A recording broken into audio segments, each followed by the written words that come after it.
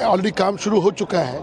निश्चित तौर के हमारी प्रायोरिटी यमुना रहने वाली है, सीवेज क्लीनिंग है, साफ पानी है, ये सब प्रायोरिटी रहने वाली है। और निश्चित तौर के ऊपर भारतीय जनता पार्टी की सरकार आज गठन हो चुका है और अब से हम लेकर अगले 5 साल तक लगातार भारतीय जनता पार्टी लोगों के बीच में काम करते हुए पाई जाएगी। तो हरीश खुराना कह रहे हैं कि अगले 5 साल जनता के बीच काम करती पाई जाएगी भारतीय जनता पार्टी। अब ये बड़ी बात है क्योंकि अगले 5 साल एक ऐसा रोड मैप तैयार करके उस पर काम करना होगा कि जो वादे किए हैं वो पूरा कर सके।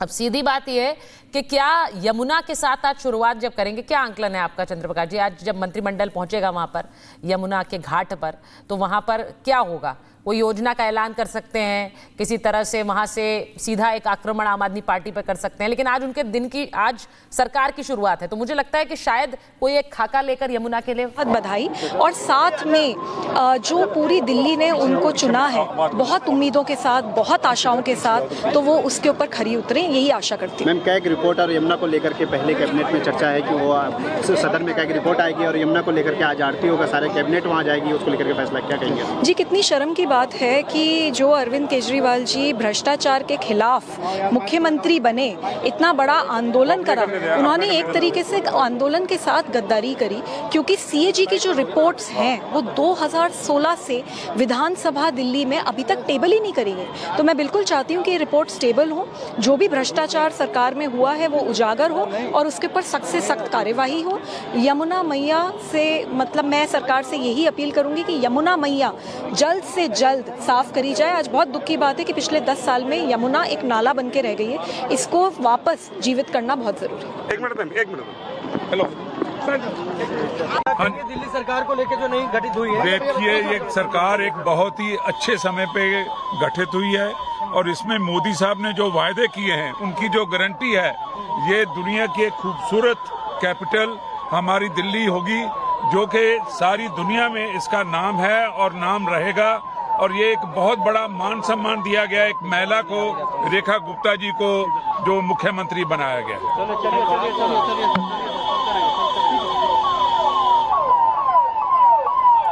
एनडीए शासित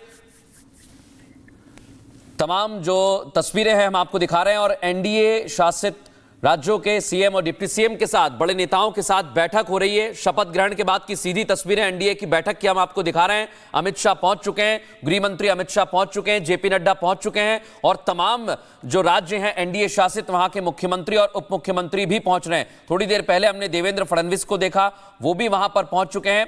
और ये तस्वीर आप देखिए, ये विष्णुदेव साय पहुंच गए हैं, अरुण साव पहुंच गए हैं छत्तीसगढ़ से। तो सुचरिता, एक एक राज्य के सीएम, डेप्यूटी सीएम, बड़े नेताओं का पहुंचना, ये जमावड़ा, ये शक्ति प्रदर्शन। और आप देखिए जरा, हमें महाराष्ट्र के भी तमाम बड़े नेता यहां पर दिखाई दे रहे हैं।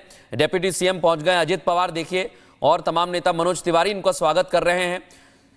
तो एक एक करके ये तमाम नेता पहुंच रहे हैं। सुचरिता, ये तस्वीर भी बताती है कि अब जो बैठक है वो बड़ी खास होने वाली है। देखिए, और ये मौके ऐसे होते हैं क्योंकि आमतौर पर हर मुख्यमंत्री का एक अपना फिक्स्ड कार्यक्रम होता है जिसके तहत वो काम करते हैं, लेकिन ये बड़ा आयोजन है। दिल्ली के मुख्यमंत्री का शपथ ग्रहण है, पहले से सबको बताया गया, निमंत्रण गया, तो सबने अपने काम में से, अपने कार्यक्रम में से ये समय निकाला है और इस समय का एक तरह से हम कह सकते हैं कि सदुपयोग किया जा रहा है, क्योंकि सब वहीं पर हैं, दिल्ली में मौजूद हैं। तो एनडीए के सारे जो घटक दल हैं, जो बड़े नेता हैं, वो सब इस बैठक के लिए पहुंचे हैं। एनडीए की ये बैठक है, हम बार बार बता रहे हैं कि 21 राज्यों में बीजेपी के और एनडीए की सरकारें हैं और इसीलिए वहां पर आप बीजेपी के बड़े नेताओं को भी देखेंगे और एनडीए के जो सहयोगी दल हैं उनके चेहरे भी यहां पर पहुंच रहे हैं। उनमें एकनाथ शिंदे भी हैं, उनमें चंद्रबाबू नायडू भी हैं और ये सब पहुंचे हुए हैं इस बैठक के लिए दिल्ली में। बिल्कुल, और इतना ही नहीं, तमाम जो नेता पहुंच रहे हैं, जिसमें हमें पवन कल्याण भी दिखाई दिए, इसके बाद अजित पवार भी निकले, तो एक एक करके तमाम नेता यहां पर पहुंच रहे हैं। लेकिन एक बड़ी बात यह कि दिल्ली के जो तमाम सांसद हैं वो उनका स्वागत करने के लिए वहां पर खड़े हुए हैं। खंडेलवाल साहब खड़े हुए हैं, मनोज तिवारी खड़े हुए हैं और एक एक करके सीएम, डिप्टी सीएम यहीं से गुजर रहे हैं। लेकिन बड़ी और अहम बात आपको बता दें, गृह मंत्री अमित शाह पहुंच गए, जेपी नड्डा पहुंच चुके हैं, छत्तीसगढ़ के मुख्यमंत्री पहुंच गए, तमाम बड़े नेता पहुंच चुके हैं, देवेंद्र फडणवीस पहुंच गए, अजित पवार पहुंच गए, नायब सिंह सैनी मुझे फ्रेम में दिखाई दे रहे हैं, नायब सिंह सैनी के पीछे की पंक्ति में आप देखेंगे तो तमाम नेताओं के पहुंचने का सिलसिला अभी शुरू हो चुका है। और इस बैठक में जैसा सुचरिता ने अभी फिलहाल में बताया कि तमाम मंत्रियों मुख्यमंत्रियों के कार्यक्रम पहले से तय रहते हैं, लेकिन ये कार्यक्रम बहुत कुछ कहते हैं सुचरिता। बिल्कुल, और एनडीए की यह बैठक है और इसको इस तरह से भी देखिए कि 2024 के जो लोकसभा के नतीजे आए उसके बाद विपक्ष ने कहा कि ये आपके समर्थन में नहीं है, आपको पूर्ण बहुमत नहीं मिला है। फिर एनडीए का जो एक समीकरण बैठा उससे सरकार बनी, प्रधानमंत्री नरेंद्र मोदी बने। उसके बाद राज्यों के चुनाव दर चुनाव और बीजेपी और एनडीए के लिए बड़ी जीत बहुत कुछ कहती है।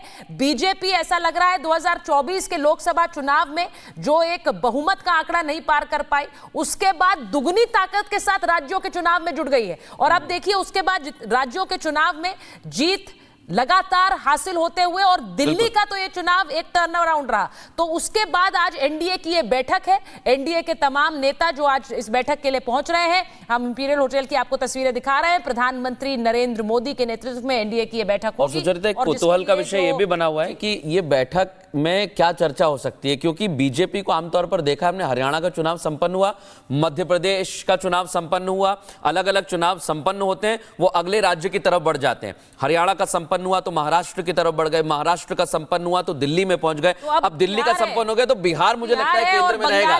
बंगाल 26 में है, बिहार साल के अंत में है। और ये सोचिए कि बिहार एक बहुत इंपॉर्टेंट स्टेट होगा। हम जानते हैं नीतीश कुमार इस बैठक में नहीं, इस आज के कार्यक्रम में नहीं पहुंचे, उन्होंने अपने सहयोगी को भेजा है। लेकिन बिहार अब अगला पड़ाव है बीजेपी के लिए और मैं कहूं एनडीए के लिए। इसी के साथ साथ जो जमीन तैयार करने की बात आपने मृदुल कही है वो शुरू हो जाएगी यहां से। और ऐसा नहीं है कि एक राज्य का चुनाव खत्म होता है तब वो शुरुआत होती है, वो लगातार चल रही है। और ये जो अलग अलग राज्यों में जीत है वो भी उसी का एक तरह से द्योतक है। मैं ये जो तस्वीरें हम दिखा रहे हैं एनडीए की इस बैठक के लिए, ये जो एक बड़ा एक्सपैंडिंग ग्राफ है, लोकसभा चुनावों के बाद से जो ग्राफ एक्सपैंड हो रहा है, ये बीजेपी के लिए और एनडीए के लिए ये एक हर्ष की खबर जरूर है। लेकिन इसी के साथ साथ उस ग्राफ को बनाए रखने की चुनौती भी है। तो इसीलिए उसमें दिल्ली का अगला 5 साल भी काउंट होगा। बिहार में आपने देखा था सम्राट चौधरी भी पहुंचे हुए थे, तो बिहार में अब चुनौती बड़ी होगी क्योंकि वहां पर एक्सपैंड करना है बीजेपी को। वो कैसे होगा? गृह मंत्री की तस्वीरें हम देख रहे हैं, गृह मंत्री अमित शाह जो वहां पर जिनका स्वागत किया गया, बीजेपी के राष्ट्रीय अध्यक्ष का स्वागत हुआ। और अब प्रधानमंत्री के इंतजार में वहां पर लोग हैं, नेता हैं, क्योंकि प्रधानमंत्री इस एनडीए की बैठक में शामिल होंगे। बिल्कुल, देवेंद्र फडणवीस हमें दिखाई दे रहे हैं और जिस हिसाब की हम चर्चा कर रहे हैं, एनडीए शासित राज्यों के तमाम मंत्री उप मुख्यमंत्री पहुंचे हुए हैं। और इसमें सबसे अहम देखने वाली बात यह होगी कि बैठक से क्या निकलकर सामने आता है, क्या निष्कर्ष आते हैं, क्या खबरें आती हैं, क्योंकि केंद्र में है बिहार और बंगाल, और बिहार से यहां संदेश देने की कोशिश की गई है। पूर्वांचल में बड़ी संख्या में जो यहां पर रहने वाले लोग हैं उन्होंने भारतीय जनता पार्टी को वोट दिया है। और इतना ही नहीं, जितनी संख्या में वोट मिला है बीजेपी चाहती है कि उतनी ही संख्या में वोट उन्हें बिहार में भी मिले। और तमाम जो नेता पहुंच रहे हैं, हम देखेंगे गाड़ी से कौन से नेता निकले हैं, कौन पहुंचे हुए हैं। अभी भी यहां पर तमाम मंत्री पहुंच रहे हैं अलग अलग राज्यों से। यानी इस बैठक में यह संदेश जरूर दिया जाएगा कि आने वाले समय में भारतीय जनता पार्टी और उसके सहयोगी दल यानी पूरा का पूरा एनडीए कुनबा कैसे आगे बढ़ता है बिहार को लेकर, बंगाल को लेकर। लेकिन आज की बैठक में भी नजर रहेगी जो कैबिनेट की बैठक है सुचरिता, क्योंकि वहां से भी संदेश जाएगा। और यहां दूसरी तरफ हम देख रहे हैं कि तमाम नेता बड़े पहुंचे हुए हैं। और इसमें सबसे बड़ी बात यह कि साउथ के भी जो एनडीए शासित राज्य हैं वहां के मंत्री उप मुख्यमंत्री पहुंचे हुए हैं, तो वो भी संदेश यहां पर देने की कोशिश होगी सुचरिता। बिल्कुल। और